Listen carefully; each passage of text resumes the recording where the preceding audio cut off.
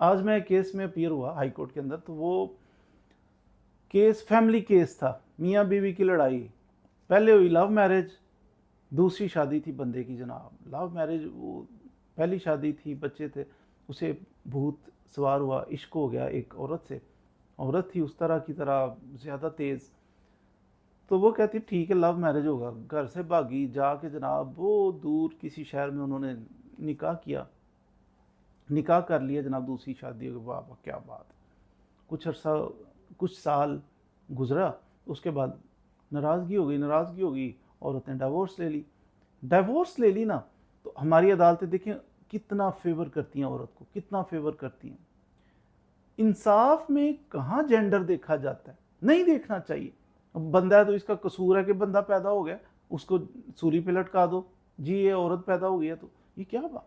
बहरहाल उसने 2-3 केस कर दिए। उसने कहा जनाब ऐसा है कि निकाह नामा था मेरे पास, आई डोंट नो कि इसमें हकीकत थी निकाह नामे में या नहीं। निकाह नामा है तो निकाह नामा बतौर एविडेंस औरत ने पेश नहीं किया, एग्जिबिट भी नहीं लगवाया अपनी एविडेंस के अंदर।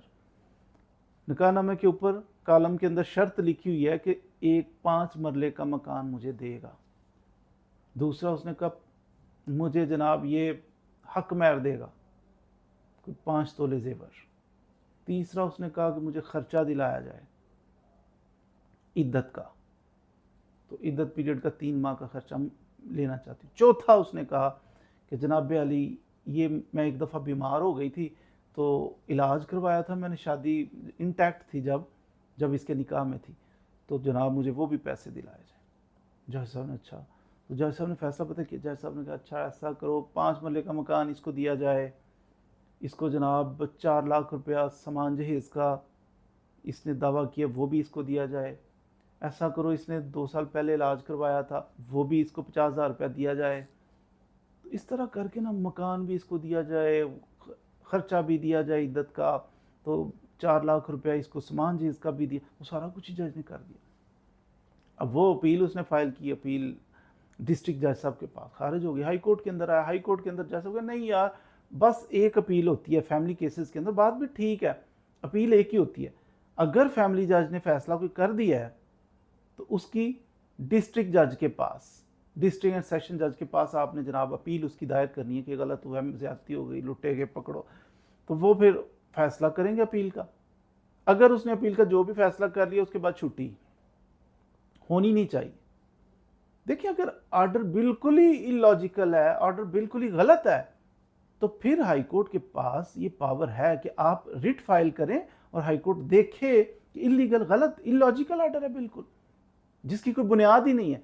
हाई कोर्ट के पास ये पावर है, आप रिट फाइल कर सकते हैं। लेकिन आजकल इंस्ट्रक्शंस क्या है, इंस्ट्रक्शंस ये हैं जजेस को कि नहीं बस अपील एक ही है, उसके बाद डिस्करेज करें लोगों को। कितना डिस्करेज करें। अब मैंने कहा कि जज साहब मैं आपको दिखाता हूं कि ये देखिए डॉक्यूमेंट्स के अंदर जो नीचे दावा है इसके अंदर औरत ने खुद माना हुआ है, जिरा के अंदर क्रॉस एग्जामिनेशन के अंदर औरत ने खुद माना हुआ है मेरे वालदैन ने मुझे कोई सामान जहेज ना दिया था। तो वो कहती है कि सामान जहेज नहीं दिया और जज ने फैसला किया 4 लाख दे दो, तो ये क्या तरीका है। और नहीं नहीं बस वो आजकल नहीं। अच्छा मैंने कहा कि देखें औरत कहती है कि मुझे तलाक हुई है, तलाक के फ़ौरन बाद मैंने ये दावा किया कि मुझे इद्दत का खर्चा दिया जाए। इद्दत से पीछे जो चंद साल हैं उसका खर्चा उसने नहीं मांगा, क्योंकि वो कहती है इसलिए नहीं मांगा कि बनता नहीं था, उसने मेंटेन किया था, उसके साथ रह रही थी, खर्चा सारा उठाया हुआ था।